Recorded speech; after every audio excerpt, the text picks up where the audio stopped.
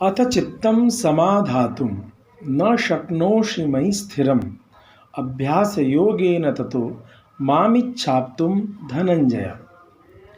भगवान कृष्ण कहै छथिन, हे अर्जुन, यदि नीकसँ तोहर मन तोहर चित्त हमरा में स्थिर नहीं भई सकै छौ तऽ तू एकटा काज कर, अभ्यास योग के द्वारा तू हमरा प्राप्त कर सकै छै। ई अभ्यास योग की होइ छै?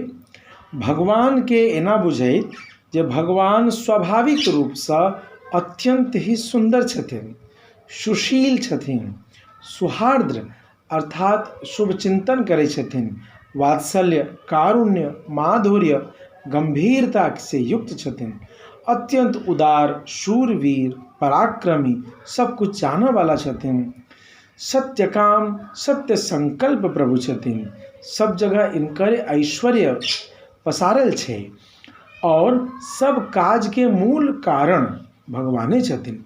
एहन असंख्य कल्याणात्मक गुण के धाम भगवान छथिन आ जतेक भी अवगुण छै ओ संपूर्ण अवगुण के भगवान के विरोधी बुझी। एहन भगवान में अतिशय प्रेम युक्त स्मृति कयलासँ, अभ्यास योगसँ मन स्थिर भ जाइ छै आ तखन तू हमरा प्राप्त कर सकै छह।